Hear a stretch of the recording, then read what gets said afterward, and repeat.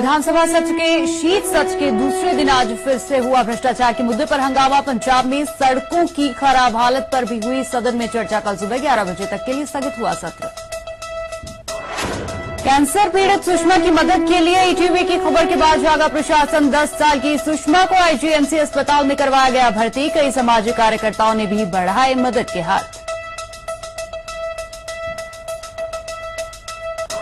वीरवार को सरकार के खिलाफ रैली निकालेंगे। प्रदेश के करीब 500 रेजिडेंट डॉक्टर्स वेतन बढ़ोतरी के लिए निकालेंगे शांति मार्च।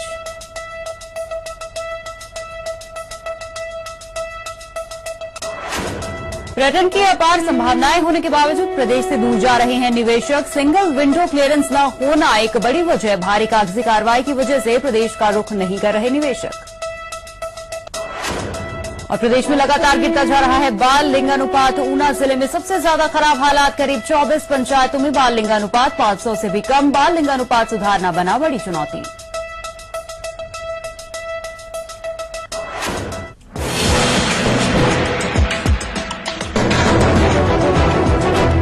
आप देख रहे हैं ईटीवी न्यूज हरियाणा हिमाचल प्रदेश। खबर ही जीवन है। नमस्कार, अपना हिमाचल देख रहे हैं आप। मैं हूं आपके साथ सुखबीर गुरदासपुरी। और बुलेटिन में सबसे पहले बात हिमाचल प्रदेश विधानसभा तपोवन में चल रहे शीतकालीन सत्र के दूसरे दिन की। शीतकालीन सत्र के दूसरे दिन आज सदन में एक बार फिर से भ्रष्टाचार के मुद्दे पर चर्चा हुई। हालांकि चर्चा के दौरान सदन में भारी हंगामा पर और विपक्ष ने एक बार फिर से स्थगन प्रस्ताव की मांग की। इसके अलावा प्रदेश में सड़कों की खराब हालत पर भी सदन में चर्चा हुई और सड़कों की हालत पर सीएम वीरभद्र सिंह ने सभी सदस्यों के सुझावों का स्वागत किया। सीएम ने कहा कि सड़कें हिमाचल की भाग्य रेखा हैं, लेकिन सड़कों की मरम्मत करवाना आसान नहीं है।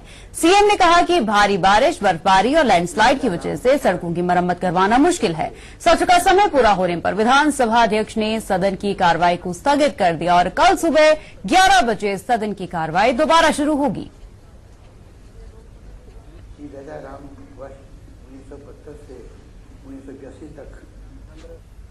और धर्मशाला में आज ही वीरभद्र कैबिनेट की बैठक होनी थी, लेकिन ये बैठक नहीं हो पाई। सदन में आज सड़कों के मुद्दे पर चर्चा हुई और चर्चा के बाद समय की कमी के कारण कैबिनेट की बैठक को रद्द करना पड़ा।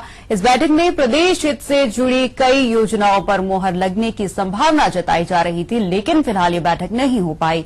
अब कल दोपहर 12 बजे ये बैठक बुलाई जाएगी।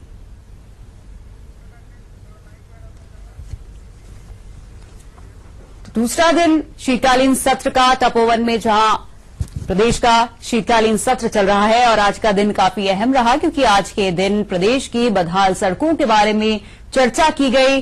और शीतकालीन सत्र के दूसरे दिन भी देखा जाए तो सड़कों के साथ साथ भ्रष्टाचार के मुद्दे पर भी चर्चा हुई। हालांकि चर्चा के दौरान हंगामा बरपा। विपक्ष ने एक बार फिर से स्थगन प्रस्ताव की मांग की, यानी कि लगभग भ्रष्टाचार के मुद्दे पर फिर से सरकार को घेरने की कवायद की विपक्ष ने। और इसके अलावा प्रदेश में सड़कों की खराब हालत पर सदन में चर्चा की गई और खराब हालत पर सीएम वीरभद्र सिंह ने खुद सभी सदस्यों के सुझावों का स्वागत किया और उन्होंने कहा कि सड़कें हिमाचल की भाग्य रेखा हैं, लेकिन मरम्मत करवाना आसान बात नहीं है, क्योंकि प्रदेश में भारी बारिश, बर्फबारी और लैंडस्लाइड होता रहता है और इसी वजह से सड़कों की मरम्मत करवाना एक मुश्किल कार्य है। सत्र का समय पूरा होने पर विधानसभा अध्यक्ष ने सदन की कार्रवाई को स्थगित कर दिया और अब आगे की कार्रवाई कल सुबह 11 बजे होगी। हालांकि बता दें, यहां वीरभद्र कैबिनेट की बैठक भी होनी थी, लेकिन समय की कमी के कारण ये बैठक नहीं हो पाई है। कल 12 बजे बैठक करने की संभावना बताई जा रही है कि कल 12 बजे वीरभद्र कैबिनेट की बैठक होगी और इस बैठक में प्रदेश हित से जुड़ी कई योजनाओं पर मोहर लग सकती है। तो कल 11 बजे विधानसभा सत्र की कार्रवाई दोबारा शुरू होगी और किन मुद्दों पर चर्चा होगी और आज किन मुद्दों पर चर्चा हुई, जगमोहन शर्मा हमारे संवाददाता सीधा हमारे साथ जुड़ चुके हैं, उनका रुख करते हैं। तो जगमोहन, जिस तरह से आज सड़कों का मुद्दा गूंजा, विपक्ष ने भी अपनी भूमिका निभाई, भ्रष्टाचार पर सरकार को घेरने की कोशिश की, कुल मिलाकर किस तरह का रहा आज का दिन? जी बिल्कुल सुखबीर, देखिए आज का दिन कुल मिलाकर कहें तो शांतिपूर्ण रहा। जो एक गतिरोध था पक्ष और विपक्ष के बीच में वो टूट गया। हालांकि सुबह जब सत्र शुरू हुआ था, प्रश्नकाल शुरू होते ही विपक्ष ने एक बार फिर से जो है सीएम वीरभद्र सिंह पर भ्रष्टाचार के मामले को उठाया और उस मुद्दे पर जो है चर्चा मांगी। लेकिन उसके बाद करीब आधे घंटे तक यही क्रम चलता रहा। 10 मिनट के लिए सदन को स्थगित कर दिया गया। उसके बाद एक आम सहमति बनी दोनों दलों में और उसके बाद जो है चर्चा शुरू हुई।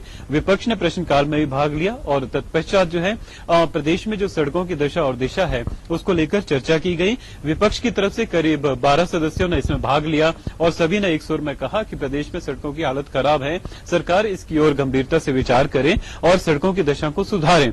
इस पर जो है सीएम वीरभद्र सिंह ने स्पष्ट किया कि आज करीब 34,000 किलोमीटर सड़कें जो है पूरे प्रदेश में बनाई जा चुकी हैं। कहें तो सड़कों का जाल बिछा दिया गया है। लाहौल स्पीति पहला ऐसा जिला है जहां पर हर गांव को सड़क मार्ग से जोड़ा गया है और इस जिले में करीब 6 पुल अब बनाए जाएंगे और इसके साथ साथ ही प्रदेश की जितनी भी दूसरी सड़कें हैं उनका भी रखरखाव तेजी से किया जा रहा है। नालियां बनाने की बात हो, सड़क को पक्का करने की बात हो, इसमें विभाग को तेजी लाने के निर्देश दिए गए हैं ताकि किसी भी तरह की दिक्कत लोगों को ना हो। उन्होंने जरूर माना है कि कुछ कमियां रही हैं और कई क्षेत्रों में जो है सड़कों की दशा ठीक नहीं है, उनको भी जल्द से जल्द सुधारा जाएगा। ये आश्वासन देने के बाद विपक्ष भी संतुष्ट नजर आया और कल अगर कहें तो एक विशाल रैली भाजपा की तरफ से की जा रही है और उसी की रणनीति बनाई जा रही है, रूपरेखा तैयार कर दी गई है। अब देखना है कि ये शक्ति प्रदर्शन किस तरह का कल रहता है, लेकिन आज का माहौल कुल मिलाकर शांतिपूर्ण ही रहा। जी बिल्कुल, तो ये एक अच्छी बात है कि सदन की कार्रवाई जो आज है सुचारू रूप से चली और जनहित के मुद्दों की चर्चा हुई, सड़कें बनाने पर चर्चा हुई और दोनों ही पार्टियों ने सहमति जताई है। लेकिन जगमोहन बात करें, विधायक दल की बैठक होनी थी, कैबिनेट बैठक होनी थी, वीरभद्र की कैबिनेट बैठक आज स्थगित कर दी गई है। समय का अभाव जा रहा था और ये भी कहा जा रहा था कि बहुत ही अहम मुद्दों पर इस बैठक में चर्चा होनी। कौन से मुद्दे इस बैठक में उठ सकते हैं? जी बिल्कुल, देखिए आज जो कैबिनेट बैठक होनी थी उसका समय निर्धारित नहीं था। हाँ, इतना जरूर कहा गया था कि जैसे ही दूसरे दिन की कार्यवाही समाप्त होती है वैसे ही बैठक की जाएगी। सरकार को उम्मीद थी कि क्योंकि सुबह 11 बजे से सत्र शुरू हो चुका था कि 5 बजे तक सत्र जो है समाप्त हो जाएगा, लेकिन ऐसा नहीं हुआ। चर्चा में विपक्ष की तरफ से भी और पक्ष की तरफ से भी सड़क के मुद्दे पर सभी सदस्यों ने अपने विचार रखे। इसको देखते हुए समय बहुत ज्यादा हो गया था, करीब 6:30 बजे तक कार्यवाही चलती रही। इसे देखते हुए सरकार ने यानी सीएम वीरभद्र सिंह ने इस फैसले को वापस लिया और अब जो है कल बैठक की जाएगी। करीब प्रश्नकाल समाप्त होते ही 12 बजे के बाद बैठक शुरू की जाएगी। अगर मुद्दों की बात करें तो इसमें जो सबसे बड़ा मुद्दा होगा वो ईएसआई मेडिकल कॉलेज जो नेर चौक मंडी में है, इसे टेक ओवर करने की बात की जा रही है। सरकार ने इसको एजेंडे के तौर पर लाया है, कैबिनेट बैठक में इसे मंजूरी दी जाएगी और अगर इसे सरकार चलाती है तो निश्चित तौर पर एक बड़ा लाभ होगा, खास करके मंडी और आसपास के क्षेत्रों के, क्योंकि केंद्र स्थल है मंडी जिला और बड़ी तादाद में लोग हैं, तो ऐसे में वहां के लोगों को बड़ी राहत होगी। इसके अलावा हिमाचल सरकार 3 और मेडिकल कॉलेज खोल रही है, चंबा, हमीरपुर और नाहन में। तो इसे देखते हुए अगर कहें कि स्वास्थ्य क्षेत्र के लिए एक बड़ा लाभ होगा। इसके अलावा करीब 1000 से ज्यादा नए पद सृजित करने की बात की जा रही है, जो हिमाचल सरकार ने हाल ही में सीएम वीरभद्र सिंह ने घोषणा की थी कि 25,000 से ज्यादा लोगों को इस सत्र में जो है रोजगार उपलब्ध करवाया जाएगा। तो पिछली कैबिनेट बैठक में सड़कें और स्वास्थ्य सेवाएं जो है पुनर्जीवित जरूर होंगी अगर ये कार्रवाई सार्थक यूं ही चलती रही तो। शुक्रिया जगमोहन इस तमाम जानकारी के लिए। तो आज दूसरा दिन था शीतकालीन सत्र का, किस तरह की कार्रवाई रही, हमारे संवाददाता जगमोहन ने सब जानकारी दी और कल भी अहम मुद्दों पर चर्चा विधायक दल की बैठक में, माफ कीजिएगा, वीरभद्र कैबिनेट की बैठक में होने वाली है और कल दोपहर 12 बजे ये बैठक होने की संभावना है।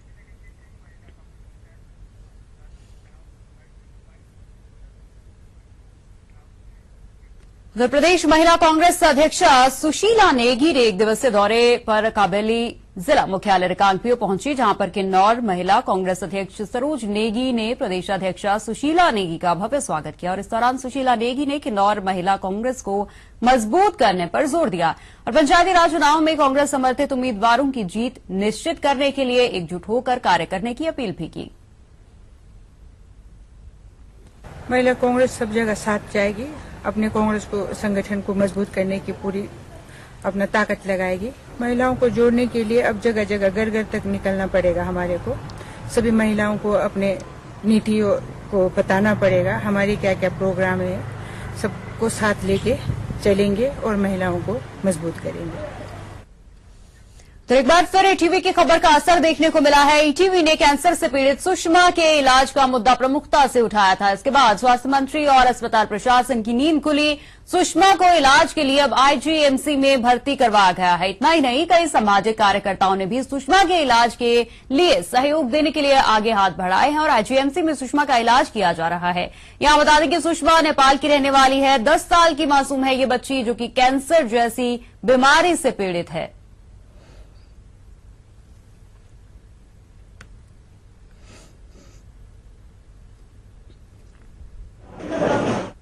एक्सरे हुआ है तो उससे ये समझ में आता है कि इस लड़की को हड्डियों का कैंसर है और काफी एडवांस स्टेज लगती है और हड्डी क्योंकि अफेक्टेड है तो उसमें हड्डी में फ्रैक्चर भी हो गया है।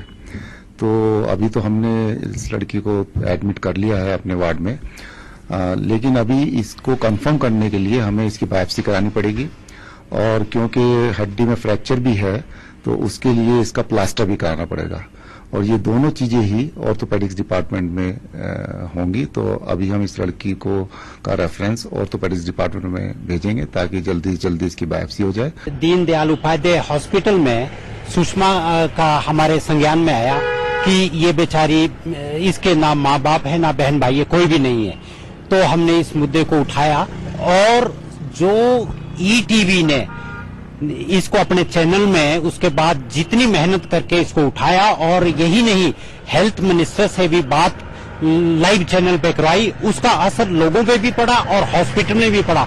उसका वो सही जगह पे आज उपचार के लिए पहुंच गई है कैंसर हॉस्पिटल में और माननीय मंत्री हेल्थ मिनिस्टर ने भी ये डायरेक्शन यहाँ दे दी है उसकी एडमिशन और पूरा ख्याल रखने के लिए।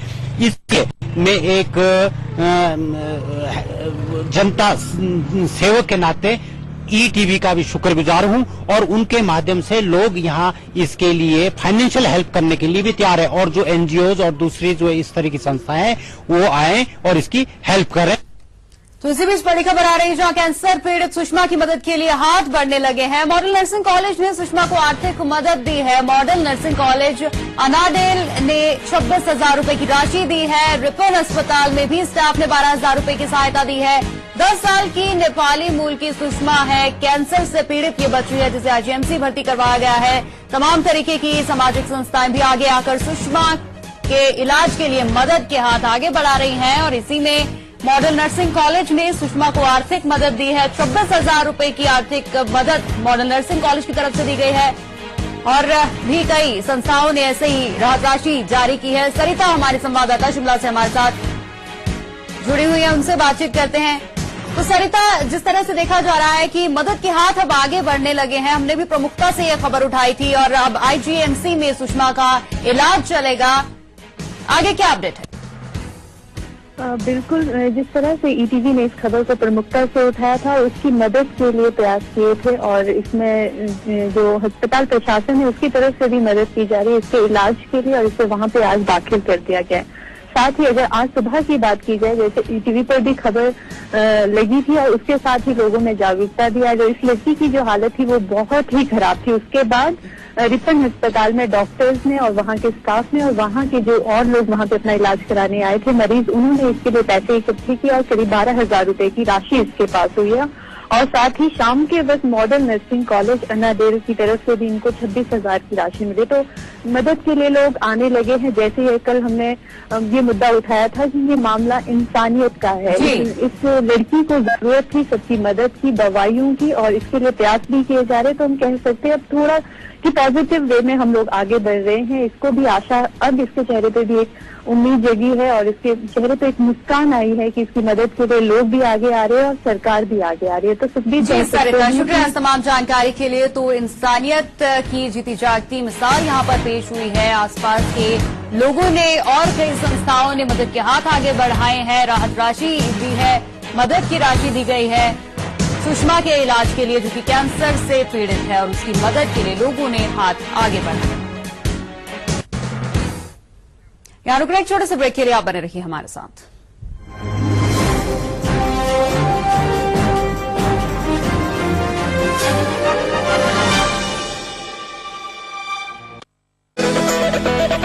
नवंबर को बिहार में चुनावी मतगणना के दिन धूम मचाने के बाद अब ईटीवी एक बार फिर गुजरात में 2 दिसंबर को स्थानीय निकाय चुनावों और जिला पंचायत चुनावों के परिणाम सबसे पहले और सबसे ऑथेंटिक तरीके से आप तक पहुंचाएगा। इसलिए 2 तारीख को सुबह 8 बजे से बने रहिए ईटीवी न्यूज गुजराती पर और देखिए इस बार गुजरात के शहरों और गांवों में कौन बनाता है अपनी सरकार। कृषि के विकास के बिना प्रदेश का विकास आधा है। हर किसान को समृद्ध बनाएंगे, हिमाचल प्रदेश सरकार का वादा है। 111 करोड़ 19 लाख की डॉक्टर YS परमार किसान स्वरोजगार योजना आरंभ की गई, जिसके अंतर्गत 8,35,000 वर्ग मीटर क्षेत्र को संरक्षित खेती तथा 8,20,000 वर्ग मीटर क्षेत्र को सूक्ष्म सिंचाई के तहत लाया जा रहा है। ड्रिप स्प्रिंकलर सिंचाई सुविधा के लिए 154 करोड़ की राजीव गांधी सूक्ष्म सिंचाई योजना आरंभ की गई। हिमाचल प्रदेश सरकार का प्रयास, सबका कल्याण, समग्र विकास। सूचना एवं जनसंपर्क विभाग, हिमाचल प्रदेश द्वारा जनहित।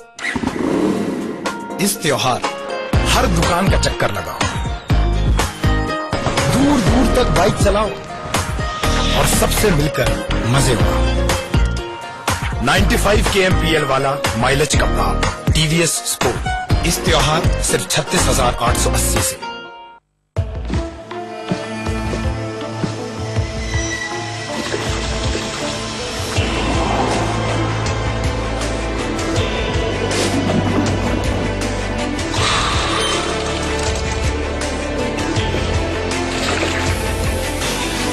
हर निर्माण में नजर आता है एक इंजीनियर का अंदाज। Build beautiful, UltraTech cement, the engineers choice.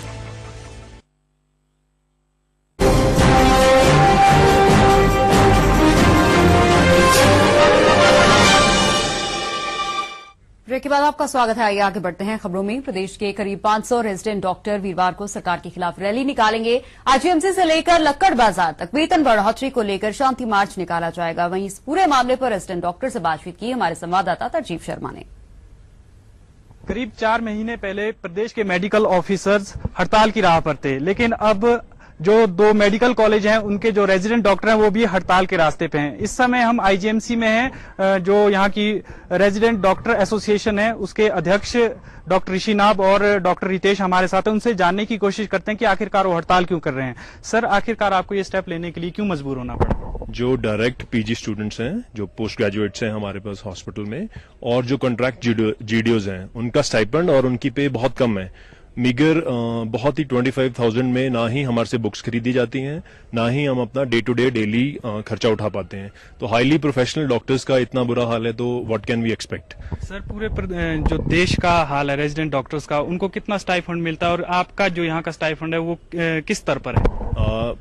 अभी लेटेस्ट सारे देश में 99% 50,000 से ऊपर है हर एक रेजिडेंट डॉक्टर की पे, और जो हमारे पास है वो 25 से स्टार्ट होती है। 25, 27 और 30 देते हैं फर्स्ट, सेकंड, थर्ड ईयर में, और बाकी हर जगह इंडिया में 50 से ऊपर ही है। ऑन एन एवरेज 70 भी मिलता है, इवन नॉर्थ ईस्ट स्टेट्स में 70 के आसपास मिल रहा है, दिल्ली में 80 है, 70-80 के आसपास है हर जगह। यदि आपकी मांगे पूरी नहीं होती है तो कब से आप स्ट्राइक पर जाने का मन बना रहे हैं? हमने सरकार को अपने प्रिंसिपल के थ्रू एक मेमोरेंडम दिया है, एक नोटिस दिया है कि अगर हमारी मांगे पूरी नहीं होती तो हम 11th को 2 आवर्स की पेन डाउन स्ट्राइक पे जाएंगे। जी बिल्कुल, जिस तरह से रेजिडेंट डॉक्टर एसोसिएशन का कहना है कि इनकी बात को अभी तक सुना नहीं गया है सरकार के द्वारा, तो एक सवाल उठ रहा है कि मेडिकल ऑफिसर एसोसिएशन की तरह क्या रेजिडेंट डॉक्टर्स को भी हड़ताल पर जाना पड़ेगा?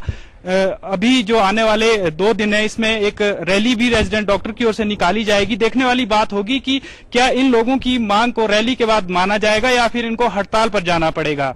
वीडियो जर्नलिस्ट आतिश चौहान के साथ तरजीब शर्मा, ईटीवी न्यूज, शिमला। उधर ईटीवी की खबर का एक बार फिर से बड़ा असर हुआ है। बिजली की हाई पावर तार की चपेट में आए नेपाली युवक का मामला ईटीवी ने प्रमुखता से उठाया था और सरकार ने पीड़ित को राहत राशि देने की घोषणा की है। मुख्यमंत्री राहत कोष से 1 लाख रुपए का मुआवजा दिया जाएगा। ईटीवी ने प्रमुखता से नेपाली युवक की खबर उठाई थी। कोटगढ़ के शथला गांव में पीड़ित नरेश के साथ हादसा हुआ था, जहां वो हाई टेंशन वायर की चपेट में आ गया था और दोनों पैर गवा बैठा था। अब ईटीवी ने जब प्रमुखता से यह खबर उठाई तो प्रशासन भी जागा, सरकार भी जागी और सरकार ने पीड़ित को राहत राशि देने की घोषणा की है। मुख्यमंत्री राहत कोष से 1 लाख रुपए का मुआवजा दिया जाएगा।